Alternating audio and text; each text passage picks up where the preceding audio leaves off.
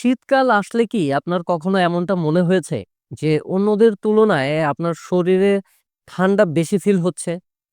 ঘরে সবাই স্বাভাবিক অথচ আপনি মোজা, সোয়েটার পরেও ঠান্ডায় জমে যাচ্ছেন। অনেকেই এটাকে হালকাভাবে নিয়ে থাকেন। ভাবেন আমার শরীরটাই হয়তো এমন। কিন্তু বিষয়টা কিন্তু আসলে এতটাও ইজি নয়।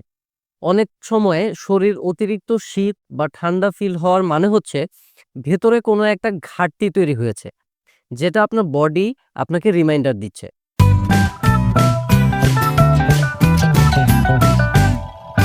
আসসালামু আলাইকুম। আমি ডক্টর গাজী সাজ্জাদ হোসাইন। আপনাদের সবাইকে স্বাগত জানাচ্ছি আমার আজকের নতুন ভিডিওতে। আজকে আমরা কথা বলবো কোন ভিটামিনের অভাবে শরীরে বেশি শীত লাগে, কেন এমন হয় এবং কখন এটাকে গুরুত্ব দেওয়া দরকার। ভিডিওটা শেষ পর্যন্ত দেখলে আপনি বুঝতে পারবেন আপনার এই শীত লাগাটা স্বাভাবিক নাকি এর পেছনে কোনো সমস্যা লুকিয়ে আছে। আমাদের প্রত্যেকের শরীরেই নিজস্ব একটা টেম্পারেচার কন্ট্রোলিং সিস্টেম আছে। সাধারণত শরীর নিজেই টেম্পারেচার তৈরি করে নিজেকে গরম রাখে। কিন্তু কেউ আছেন যাদের বছরের প্রায় সবসময়ই ঠান্ডা লাগে। হাত পা সবসময় ঠান্ডা, অল্প কাজেই শরীর দুর্বল হয়ে যায় আর মনে হয় শরীরে যেন শক্তি নেই। এটা শুধু ঠান্ডা বা শীত বেশি লাগার ব্যাপার নয়। অনেক সময় এটার পেছনে থাকে রক্তের সমস্যা, ভিটামিনের ঘাটতি বা হরমোনের সমস্যা। শরীরে অতিরিক্ত শীত লাগার সবচেয়ে বড় কারণগুলোর একটা হলো ভিটামিন বি 12 ডেফিসিয়েন্সি।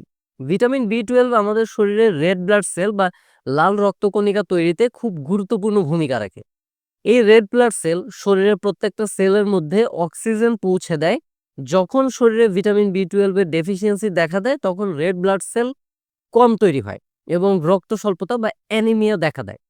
ফলে শরীরে অক্সিজেন পরিবহন কমে যায় এবং শরীর ঠিকমতো টেম্পারেচার তৈরি করতে পারে না।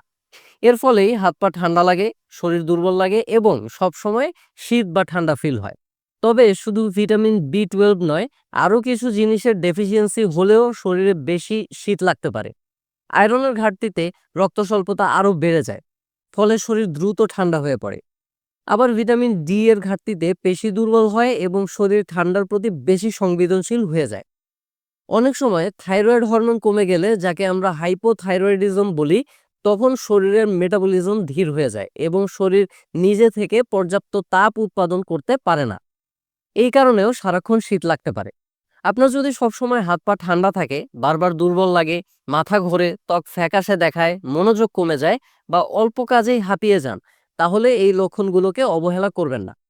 এগুলো শরীরের ভেতরে কোনো সমস্যার ইঙ্গিত হতে পারে, শুধু আবহাওয়ার কারণে শীত লাগা নয়।